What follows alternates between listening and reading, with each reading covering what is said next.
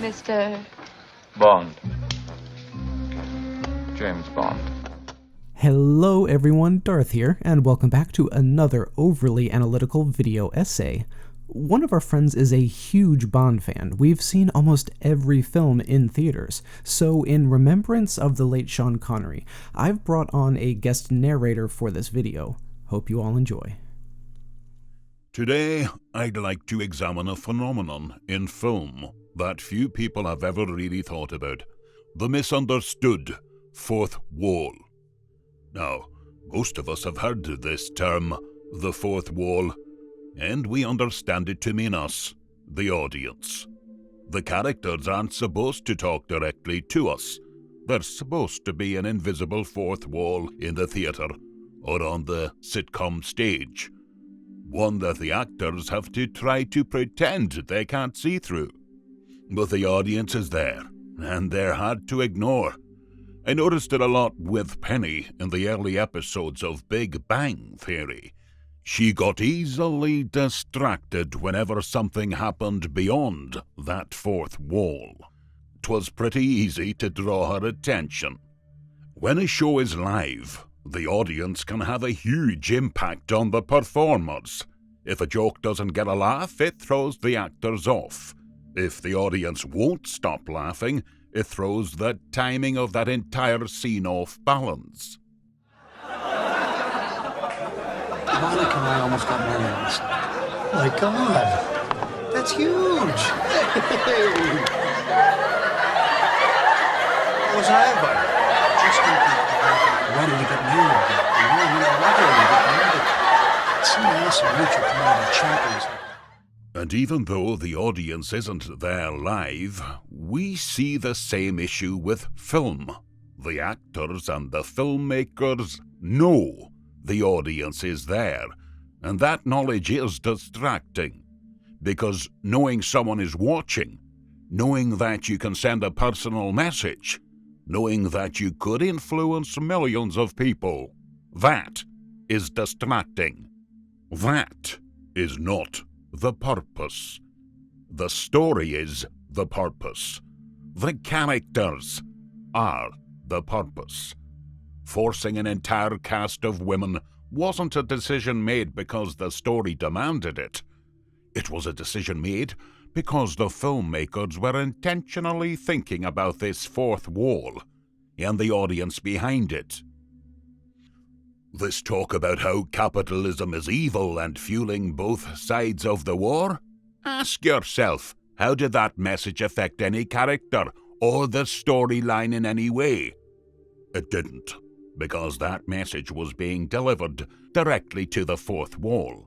They may as well have been looking directly into the camera and holding up a picture of Wall Street execs, while the rest of us live paycheck to paycheck. This scene in Endgame wasn't part of the story in any way. It was a blatant message to the audience of, hey, look at us supporting diversity and female empowerment. The fourth wall is constantly abused by directors choosing to send a message instead of telling the story. But the really interesting thing is that this wall is not actually static. It's bendable, even permeable. Oh, hello. Characters can peer directly through the wall like it's a window and talk directly to the audience. Netflix did the same thing with House of Cards. It was really fascinating to read about. You know how it seemed really sporadic when Frank Underwood decided to randomly turn and talk directly to the audience? That wasn't random at all. It was based off heavy research that Netflix did, trying to nail down the average viewing time when people got bored and switched shows. Once they had those time codes, the writers knew the spots where they needed to have Frank speak directly to the audience, re-immersing them in the story just when they were getting ready to leave. And even more interesting than the characters breaking the fourth wall, audience members can actually breach the wall themselves. Like the choose-your-own-adventure stories of the early 2000s, or the 360 VR videos of today. With those examples, the audience can manipulate the fourth wall as they see fit, changing the story, choosing what they want to focus on. In the not-too-distant future, we're going to see feature film VR movies released, where the viewer can walk around anywhere they want to within the scene. The main action right in front of them as Tom Cruise climbs a skyscraper. Well, now the viewer can turn and walk the other direction, looking at whatever they personally find interesting, instead of the story being told. This technology actually already exists. We could have movies like this right now if the mass distribution market was viable. With full VR, the fourth wall as we know it will utterly change, as the viewer can decide what part of the story they want to watch. However, let's back up from that future and look at today. There's actually a few more ways that this fourth wall is manipulated. Subtle ways that few people will ever notice. Number 1. The fourth wall is used to manipulate and lie to the audience. Number 2. The fourth wall can be forgotten, which disregards the audience completely. And number 3. The fourth wall can be used as a filmmaker's personal megaphone. In the first season of The Mandalorian, we get a perfect example of what happens when the filmmakers forget there is a live audience on the other side of the TV. Showing his face to the audience was 100% the wrong move, and should never happen unless he revokes his title as Mandalorian. Because his face cannot be seen by anyone. Period. This is a vital story point, and more importantly, the audience is initially treated properly. When Mando is in the village, he takes off his helmet to eat, and we don't get to see that, because he doesn't allow his face to be seen. The fourth wall is actually being broken here, because the film and the characters in it are treating the audience like characters themselves. Normally in superhero movies, it doesn't matter if the audience sees their secret identity, because the fourth wall remains intact. The characters aren't aware that the audience is watching. The Mandalorian flips that idea around by making it obvious that the audience isn't allowed to see his face. We subconsciously feel like we're part of the story, like we're characters living in that world and abiding by its rules. Mando broke the fourth wall by bringing the audience into the story. But then, in the last episode, they made an enormous mistake. They let us see his face. We were told, it's okay, only the soulless robot saw his face, so his honor is intact. But what is the subconscious message there? Now the audience has this really weird, subtle perception that we're not people. By allowing us to see his face, the fourth wall suddenly slammed shut, where once we felt ourselves to be part of that world. We now have to either accept that the audience are considered to be soulless robots and not a part of the story, or we have to accept that we're still part of the story, and we are now responsible for him losing his honor and his title as a Mandalorian. It was pretty easy to find other people who agreed with the opinion that they should never have shown Mando's face. But I've yet to see anyone understand why, because the use of the fourth wall changed, which altered our perception of the story. Point number 2. the fourth wall can be used to lie to the audience.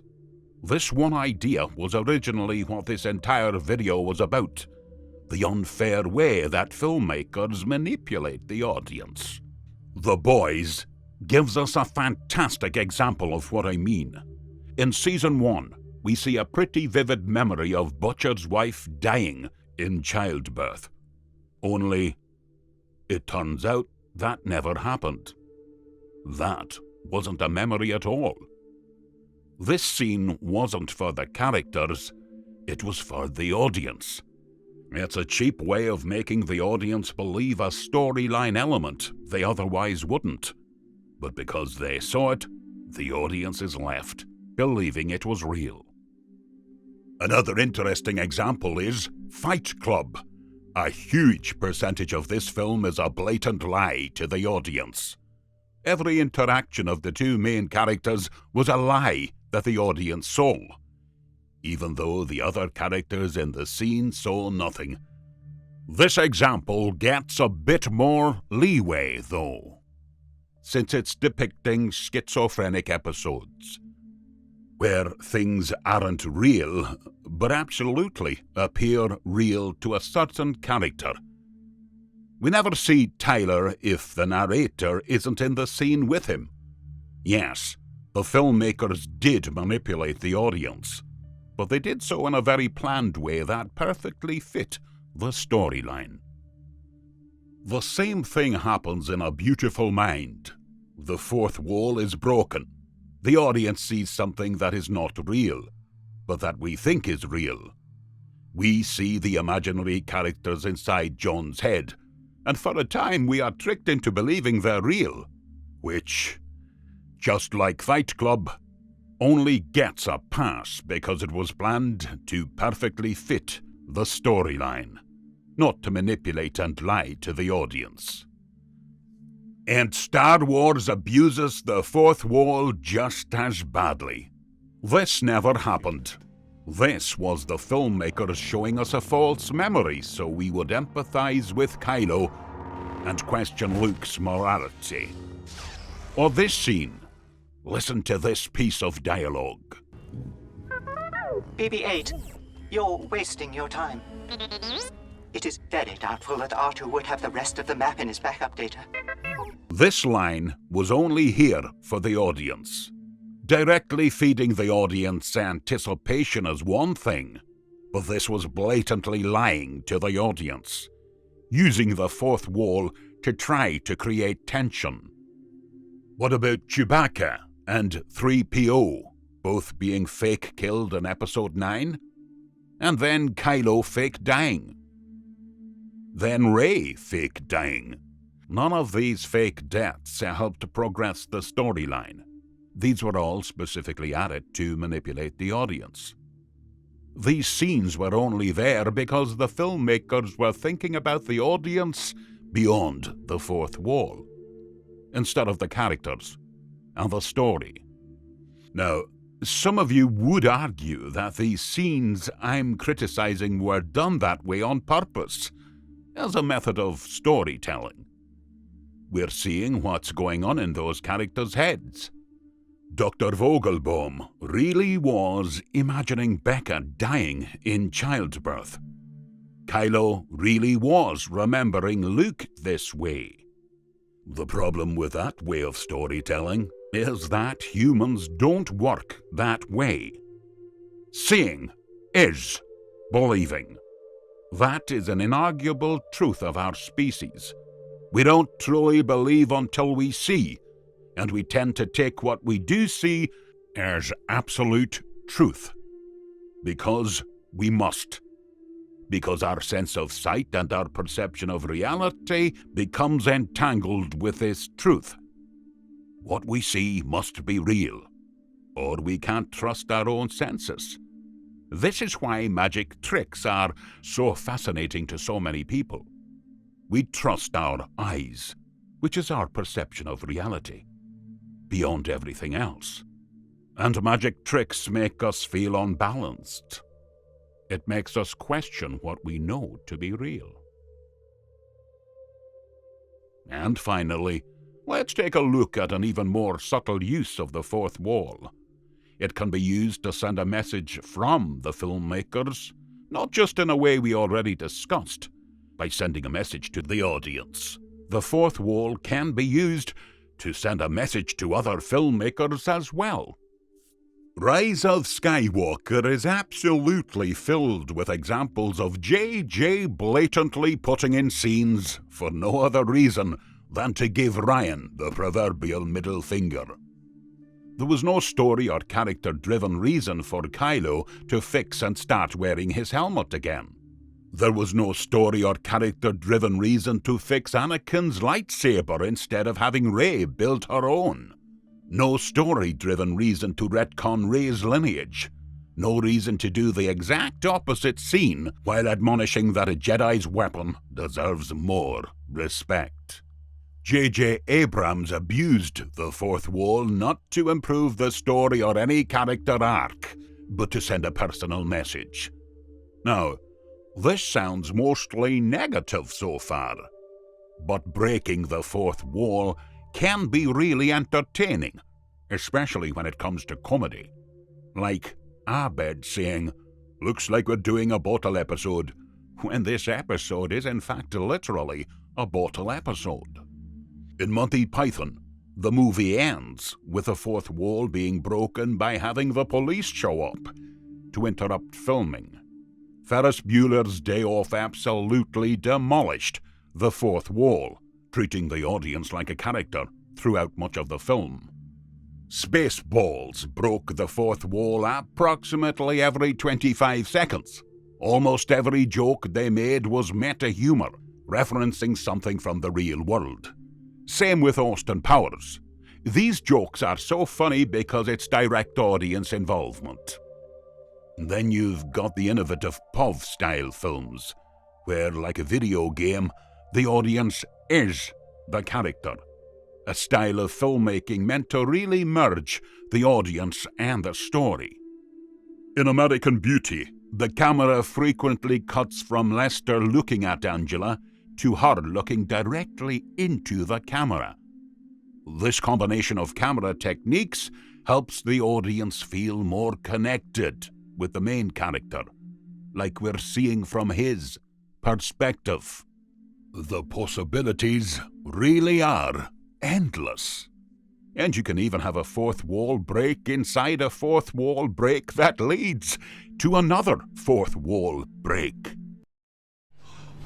Fourth wall break inside a fourth wall break. That's like 16 walls. Filmmakers constantly abuse the fourth wall, adding elements that make absolutely no sense to the story. These are things that are there for the audience, to try to fool us for easy dramatic effect, to try to appease us so we feel catered to. Sometimes the fourth wall can be broken in a really entertaining way, or in a way that elevates a story to amazing heights. And what can we personally learn from this lesson? When you break it down, film is communication. It's telling a story or giving information to an audience. We can realize that the audience, the people we speak with, are much more complicated than we initially thought. They aren't just robotic viewers. They can be affected by what we say in dozens of ways. When we are communicating with an audience, it doesn't matter if it's 100 people, or a small group, or just our spouse. How we involve the listener is vitally important to effective communication. The way we speak to them, the words we choose, our tone of voice, the touch of our hand. All of these things can help break through that invisible fourth wall that separates every one of us when we are talking or listening. I've quoted Professor Kehoe several times in previous videos, and he spells out this problem very well, of how an invisible wall separates the speaker from the listener. He explained, "There are 6 people in every 2-person conversation. I see myself talking to you. I imagine how I look and how I sound.